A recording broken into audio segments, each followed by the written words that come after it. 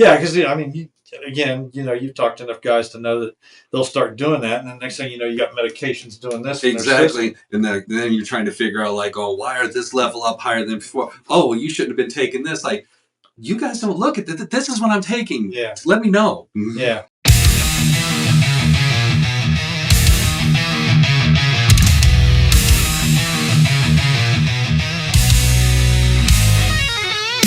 The streets are paved with apathy cold. Soft hands clutch phones, heads bent low. Sacrifice drowned in a sea of ease. Forgotten ghosts scream through the breeze.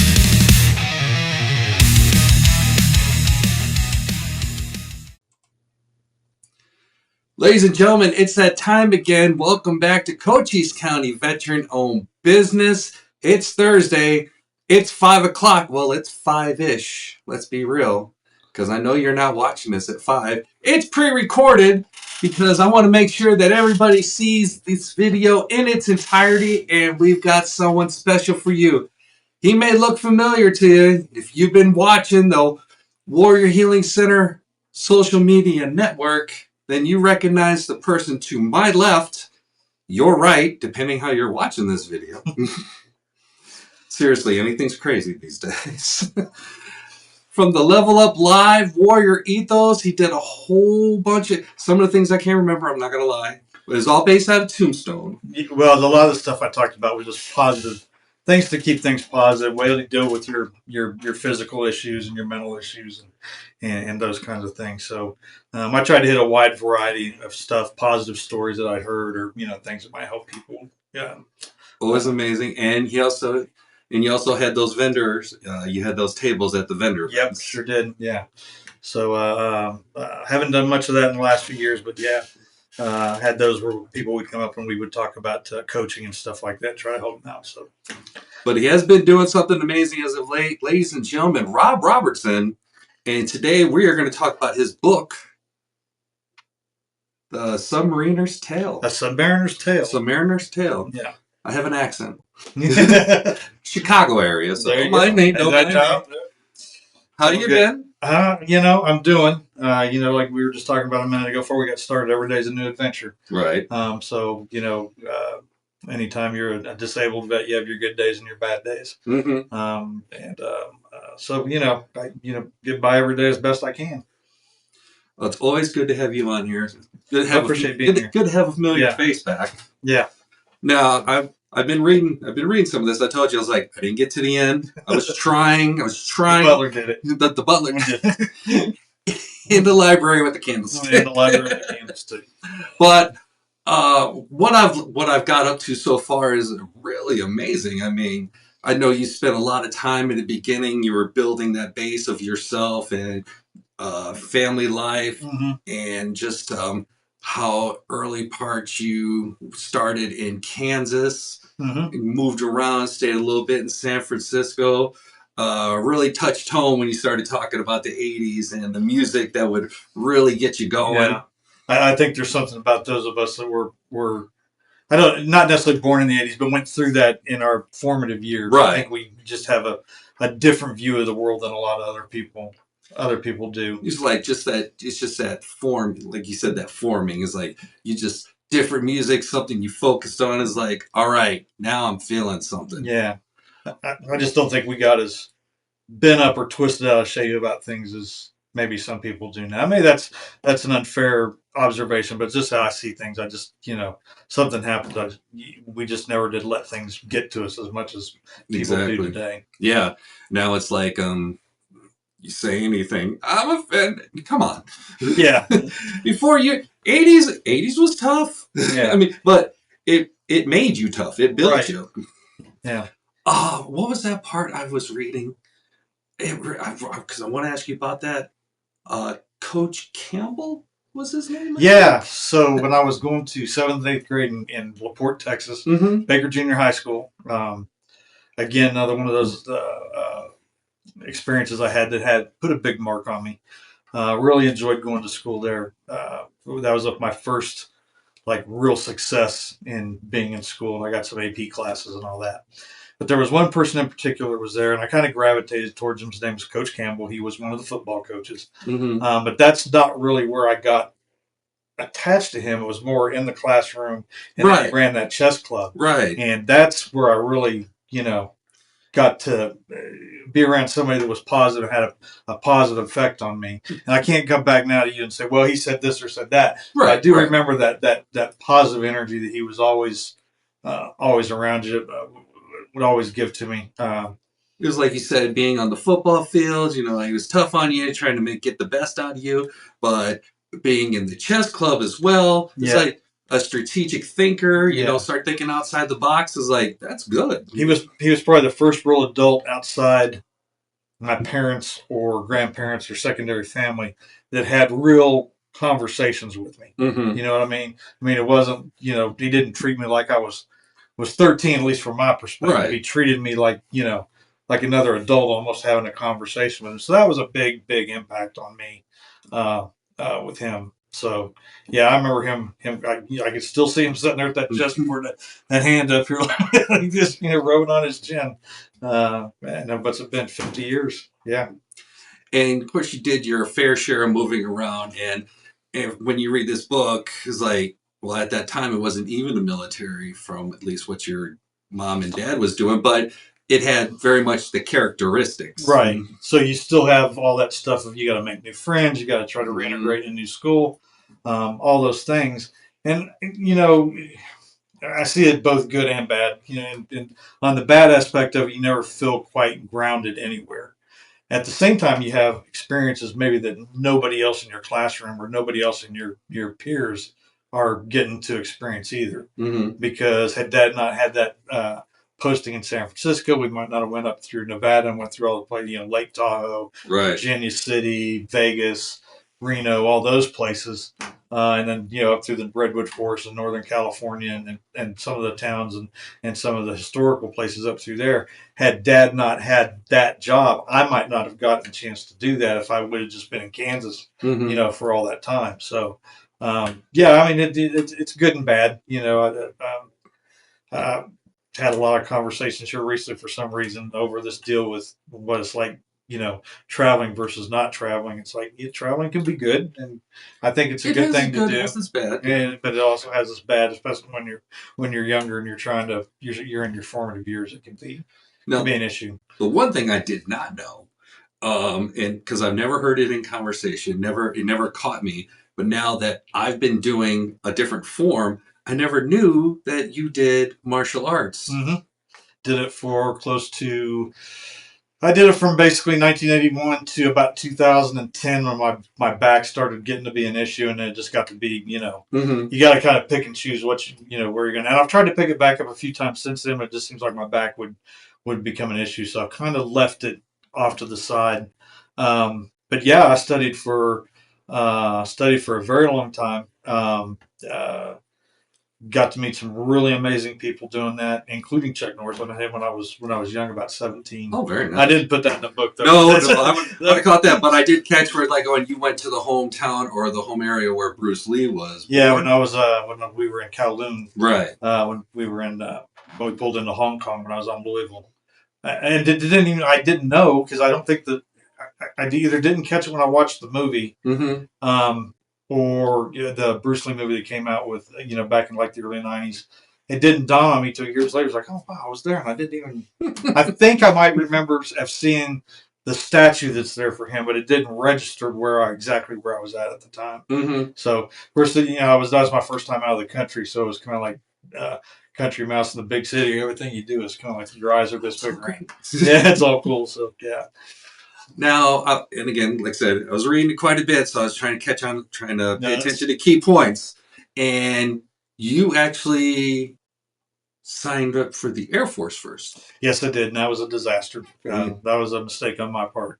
One thing I learned as I went through this process of writing the book was, I think sometimes when you're trying to write a biography, trying to explain to people your mistakes as well as your successes can be a little bit daunting, because you don't like to deal with the fact that you screwed up. No, none of us do. Right. My joining the Air Force was a massive screw up. So on my part, because My mother had just passed away, and I was looking for something to connect to that was just going to be mine. My life was kind of falling apart at the moment. I thought that would give me stability.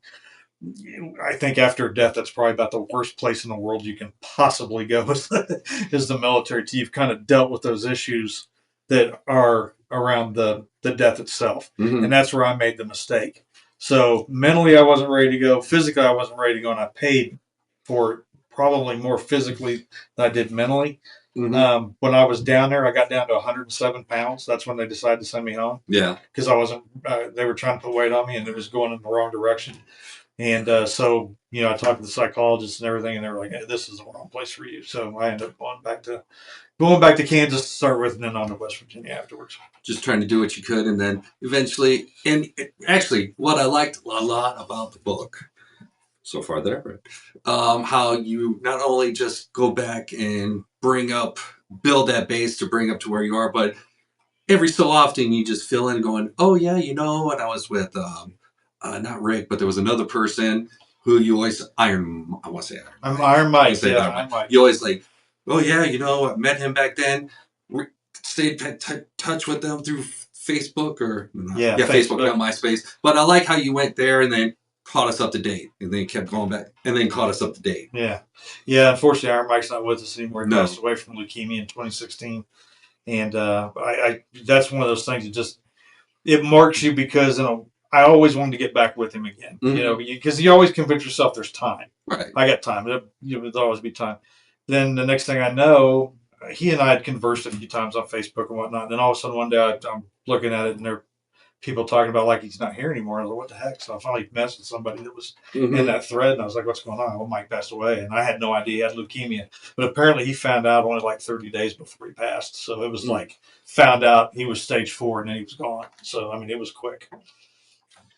Then you made your way to the Navy. And correct me if I'm wrong of the way that I state this, for at least from the way I read and the way that I captured it, because you said your father was in the Navy Reserves. And to me, it's like, you felt like it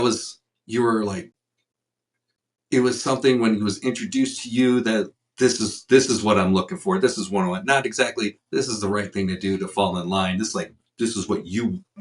So I'm a big fan of President Reagan.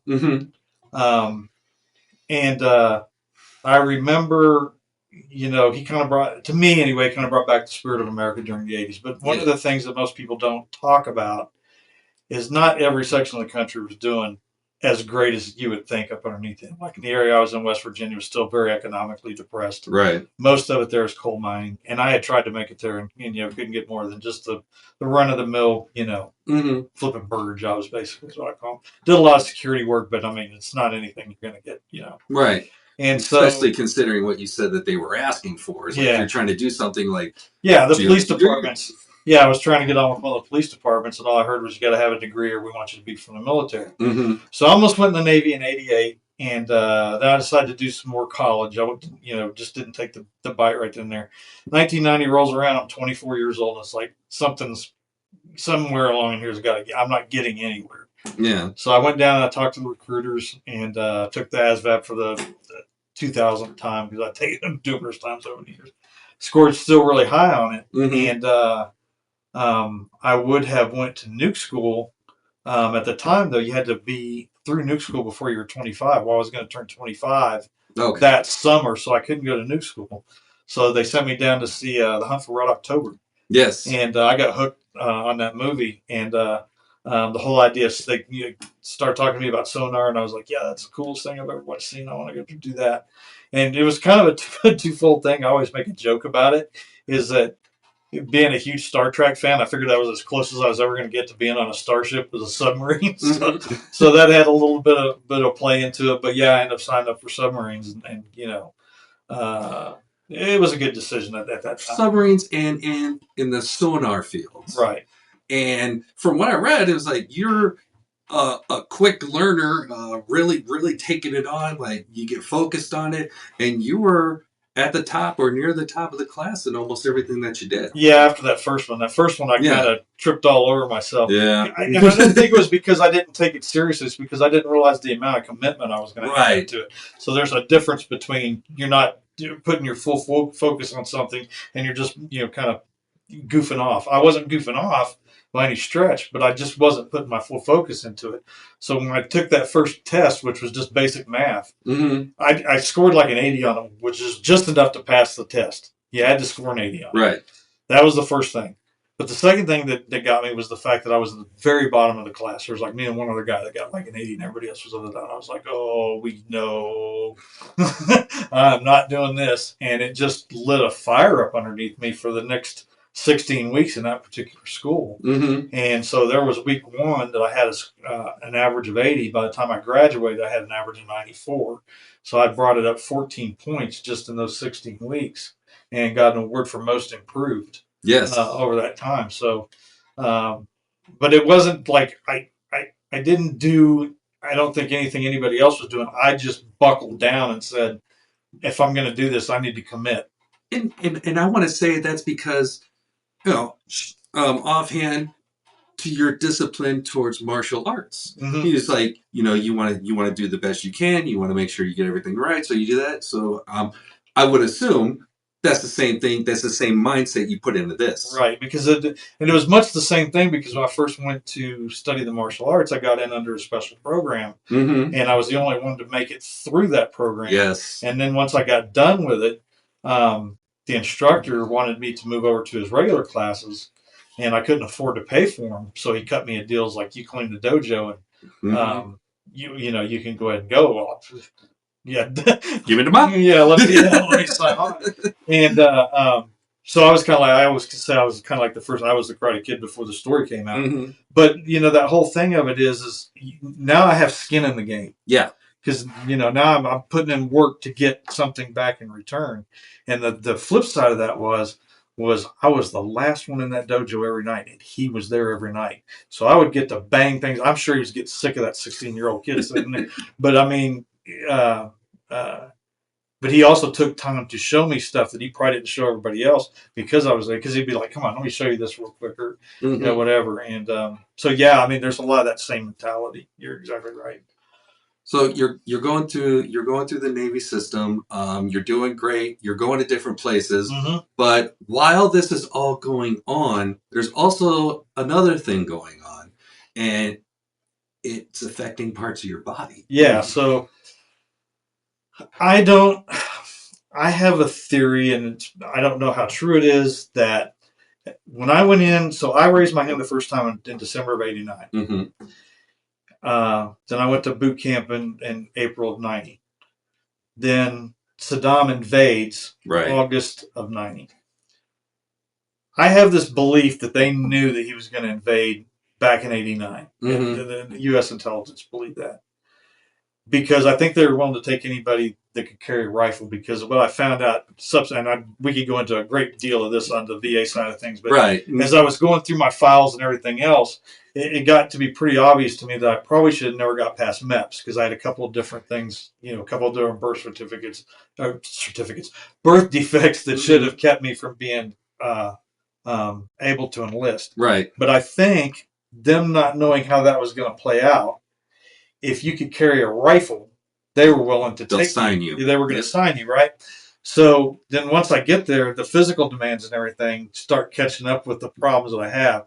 Like 3 weeks into boot camp, my knees went sideways. Yep. When I got to submarine school, I popped had an MCL tear. Yep. Then it was just like, then I had the back break in 93, and it was just like this, just this constant, just something going wrong. So, by the time I got to 96, when I finally decided to get out, and I was still at that point trying to negotiate my way back in, wanted to get another contract, but I couldn't get anything that, the old thing is if you can't get in your contract, don't sign it. Exactly. And I couldn't get anything that I was happy with, so I decided to get out. But anyway, by the time I left in 96, I was just literally beat to pieces. I mean, there's no six ways around it. My back was shot. My shoulders I'd separated both my shoulders in 95. You had the back break. The knees were still, not healing properly. So I had a ton of problems whenever I left. You had a ton of issues. And now you're out in 96. You're with your wife, your adopted daughter. You're going through there. Hey, I want to break in here real quick because I got an important announcement to share with you from our sponsors. The Warrior Healing Center hockey jersey combines high-quality materials with an authentic design, making it a standout choice for hockey enthusiasts and fans alike. Crafted for durability, this jersey ensures long-lasting wear whether you're on the ice or cheering from the stands. This comfortable fit allows for ease of movement without compromising style, making it suitable for both performance and casual wear. Designed with attention to detail, this jersey reflects commitment to quality and authenticity. Elevate your game or show your support with the Warrior Healing Center hockey jersey today. Each one is custom created for our fans, so please allow 4 to 6 weeks for delivery. Provide contact info and you'll be notified when it's ready for pickup at Warrior Healing Center. Now, back to the interview. When you're finally getting ready to start moving into VA, I mean, how was that transition process? Just trying to get something like going, hey guys, I'm this. Yeah. What do I need to do for you to help me? So how that transpired was when I got out in '96, Mm-hmm. Navy personnel was very clear about the fact that I was not VA eligible. And so, and I thought it for a long time it was just me that they had told that to. But since then, I've had enough time in talking to veterans, obviously, over the last 30 plus years, Mm-hmm. that I've talked to a lot of guys that were in during the 90s, not just the Navy, but in the Army, the Marine Corps, the Air Force, that also were told the same thing that, hey, you're not VA eligible. I don't know where that came from, but, apparently somebody from on high was trying to discourage. Yeah. And I think a lot of it was because they knew they were going to have to start paying for these injuries and stuff some of us had. Mm-hmm. So I didn't even talk to them for the first almost decade I was out. In October of 2005, I was working at a chemical plant as head of security, and the plant shut down. Okay. And I had good insurance through them. But obviously, now I'm without insurance. I have drugs now because of other medical issues that have cropped up since I got out that I need to live, not feel better. I don't take them, I die. You need them to survive. I need them to survive. So I thought, well, I'm going to call the VA. What's the worst thing they can tell me? No. So I call them up and I tell them, hey, this right is the deal. I got out in '96, Mm-hmm. Yeah, come on down, bring your DD 214. And I was just floored, that I was hearing this story. Yeah. And so actually getting into the system, as far as the medical part of it, was not that hard. And I will say, because you talk to vets, same as I do. Of course. And some vets will say they had great experiences with the VA. You've got to they'll tell you horror stories. Mm-hmm.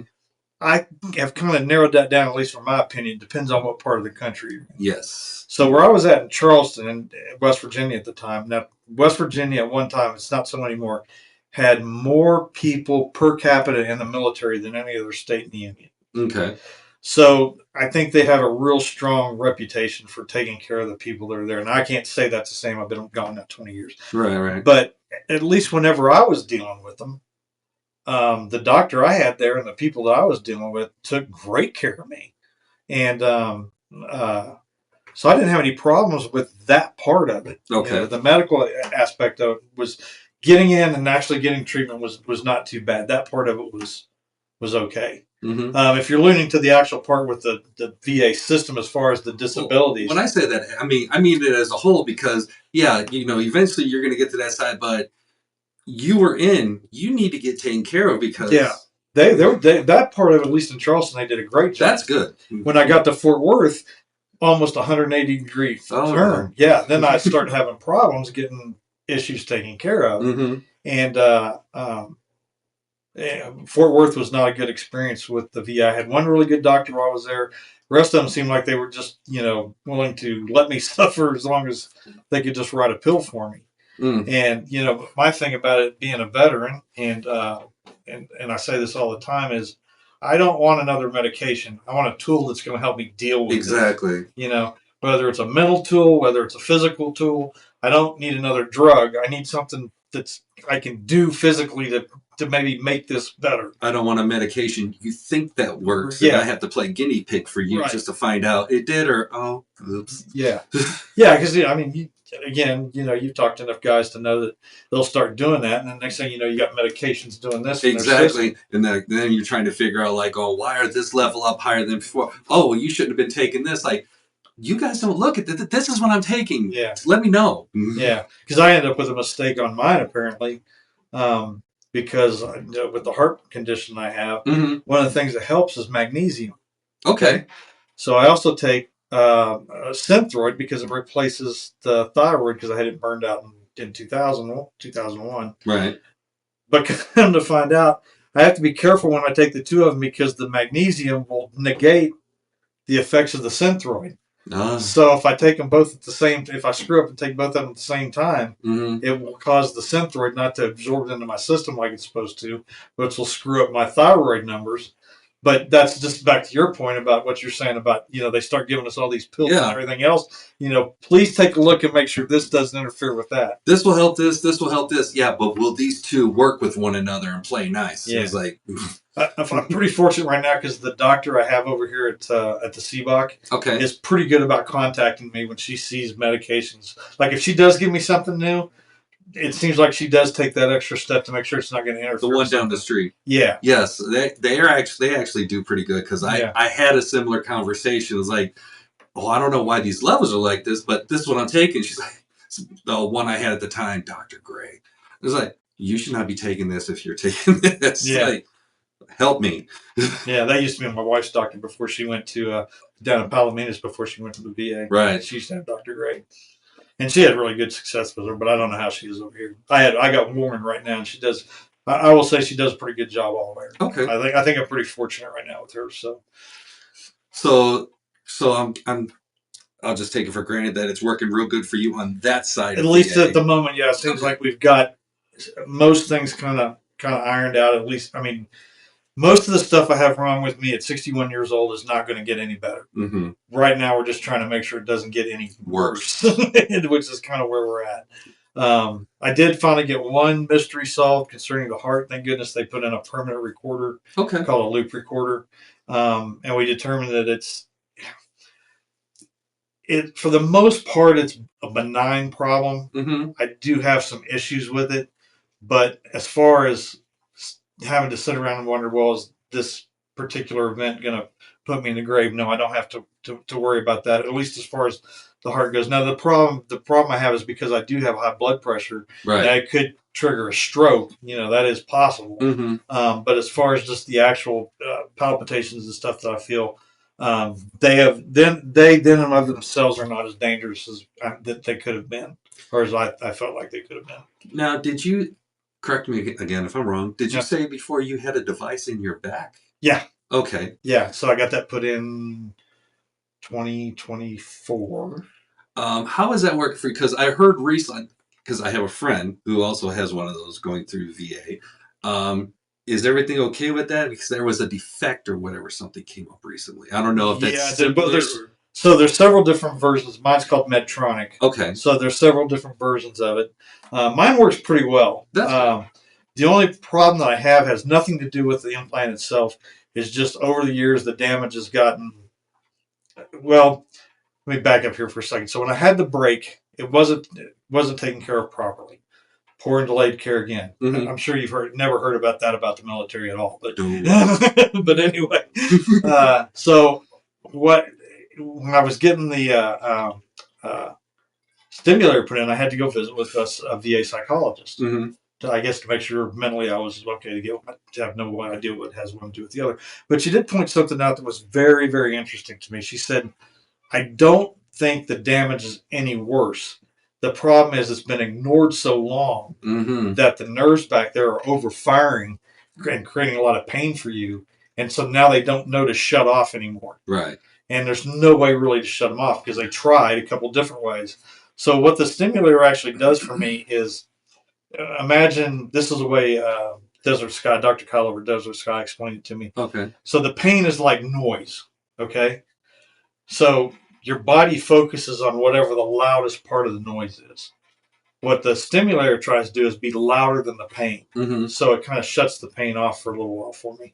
Now, when I first got it and started using it, I could do about 30 minutes and it gave me about an hour and 45, hour and a half of relief. Okay. And before it would start to kind of amp back up again.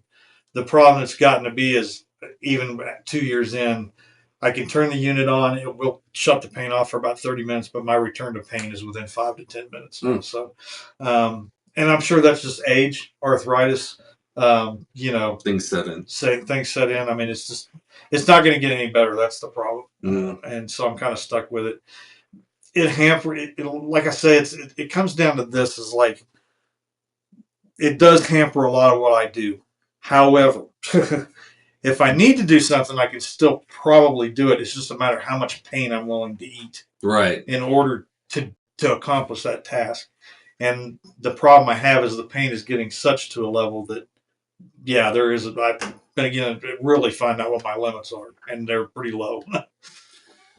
So with that being said, how has it been for you with VA on the other side? Oh, well, we're coming up on the end of a 15-year fight. I'm coming up on my second court case, so I'll tell you everything right there. You know,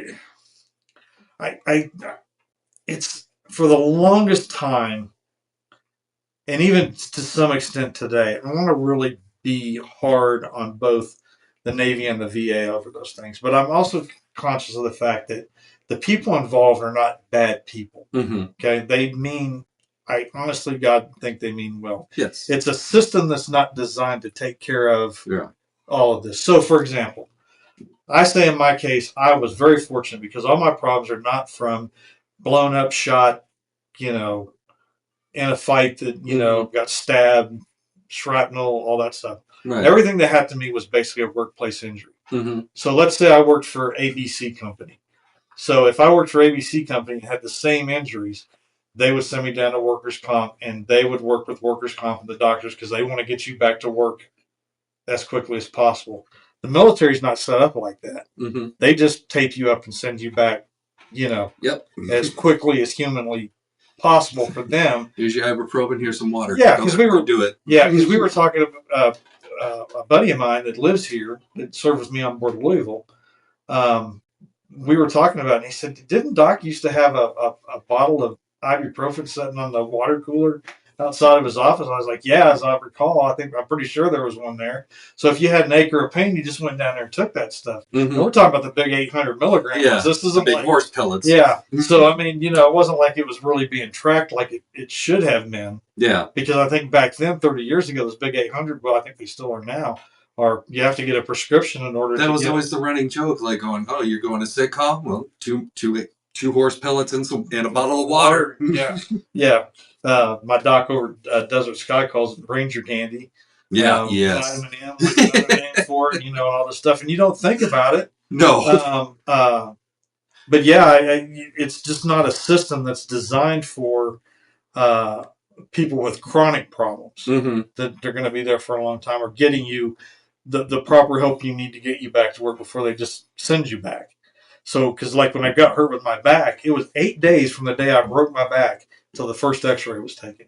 No. And the break wasn't even found until 2010, or no, I take that back, about 2011, 2012, from a CAT scan I had done at Copper Queen. Mm-hmm. They were the ones that found it, and they weren't even looking for it. I was in there for a pancreas problem they thought I had, and got cleared on the pancreas problem. I said, "Oh, by the way, do you have like all this broken stuff in your back?" No. I said, "I remember what had happened," but they said they couldn't find anything. Well, it's right there. We found it. So, like I said, it's just not a system that's designed for that. Mm-hmm. And so, consequently, as you're trying to go through it, you're trying to go through and get something taken care of that it's not designed to take care of in the first place. They're very conscious of somebody that got shot, blown up, you know, right. IED, stabbed, you know, the list goes on and on for combat injuries. And we know there's stories of people still even struggling with that. Yeah. So workplace injuries are not even in their thinking. Mm-mm. And I think one of the bigger problems they had, and I'm getting off a tangent, we could go on for 3 days. We can go forever. But I don't think that either one of the Bush administrations really thought all the way through about the guys that were going to come back from those two things that they were going to have to take care of after that. I mean, I know I'm not the biggest FDR guy in the world, but I will give him credit where credit's due on one thing. He knew after World War II was over, he's going to have to take care of those guys, and he did a lot to do so. I don't think either one of them. I don't think they did it out of negligence. I just don't think they realized or thought it all the way through that if I go into this fight with these people, I'm going to have to take care of them. How many they're going to have to take care of. So, you know, I think they thought it was going to be something like Panama, where they were just going to go in and if you twisted ankles and that'd be the end of it. Yeah. It didn't play out like No, that. not even close. So now we got all these guys that are applying, and it's a lot easier now because of places like Warrior Healing Center, and we kind of have our own network as veterans to tell guys, because that's how I found out about filing for my stuff. Yes. Was from another veteran. Because I was having some problems at a place I was working with my knees at the time, they were really bothering me. He goes, you can file for that. And I, what the heck are you taught? Yeah. I had no clue. And then, and that gets back into that thing about the thing from the 90s where they told me I wasn't eligible to go to the VA. I think they knew that if I went there, somebody eventually was going to say, you can file on that. Yeah. That's the main message trying to push out here, like going, you can file on this in time. As a matter of fact, let's get you done now. Yeah. I tell veterans all the time, it's like, I'll run across them and they'll be having problems with something or whatever. And I'll go, did that crop up when you were in service? Were you having ankle problems when you were in? Were you having knee problems when you're in? What about your back? Go get help.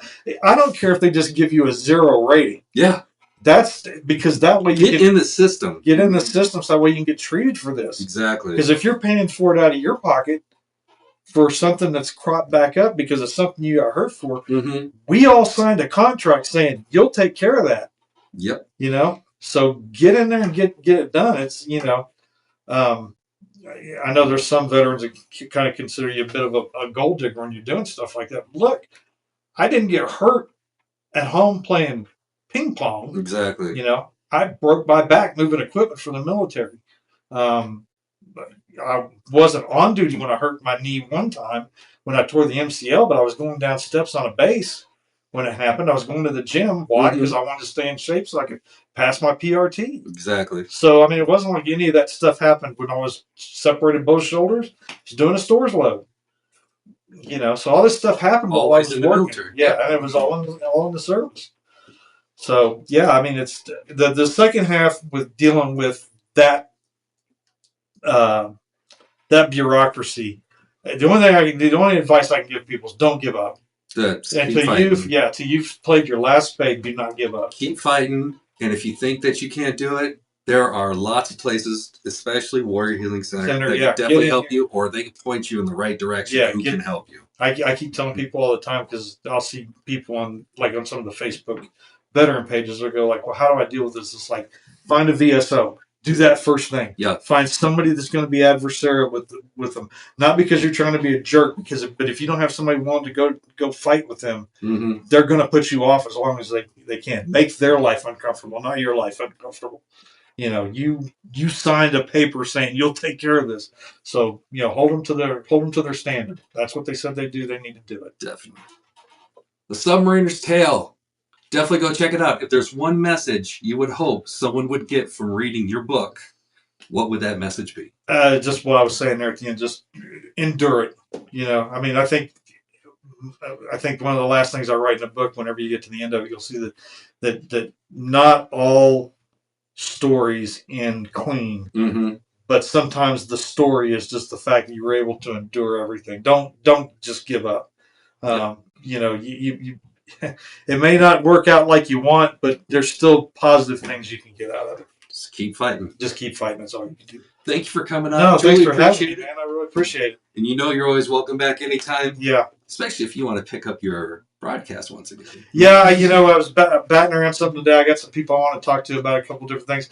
I'm kind of thinking maybe something along the lines that I did with this, but maybe getting some vets in here. Definitely. And maybe they'll tell their story if I can talk them into it. Hey. So, yeah. And you can pick this up on Amazon. Oh, just so everybody knows, I've got 3 book signings coming up here locally. I've got one on the 25th right now, as far as I know, at Friends of the Public Library, which is the bookstore there. Amazing place. Denny's, we're in the Denny's. Rob's working out over there. I know her well, so she's a great person working that. I'll be at First Saturdays in the Mall, August 1st. Okay, well, I'll see you again. And then and then the 25th. No, it's the 4th Saturday of August, which I'm not sure what the specific date is, but it'll be the last Saturday in August. I'll be back at Boot Hill Books there on Fry Boulevard. Okay. Doing theirs. So. And if they want to go ahead and pick up your book online or anywhere? Amazon? Yeah, just go look up Submariner's Tale, Rob Robertson. It should pop right up. You can get either the ebook. I've got an ebook form, hardback, paperback, whatever you want to get. If you order from them, you can bring it down and I'll sign it for you, or you can just get one from me at my table. You could search for it, like you said, on Amazon, or go ahead, check up the comments, check out the intro up above or the comments down below, depending on where you're watching this interview. And definitely go check them at the 3 places he just said: Friends of the Public Library, Friends of the Sierra Vista Public Library. Yeah, let's take that back. Take that back.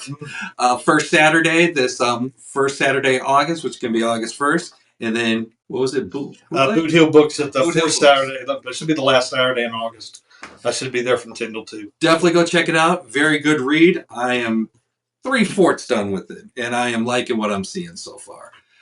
Ladies and gentlemen, we are going to go ahead and head out, but again, tune in next week. We got another first-time vendor, first-time veteran-owned business. She's going to be in here. I saw her at First Saturday a couple times, so I had to get her in here, especially when she was at Stand Up for Freedom. So I got a new one, and got plenty more coming, so keep watching. Cochise County's veteran-owned business all over the Warrior Healing Center social media network. Keep watching, stay tuned, and we'll be back next week, 5-ish, 6-ish, but it's definitely Thursday. Take care of yourself, everyone, and I will see you soon. Bye.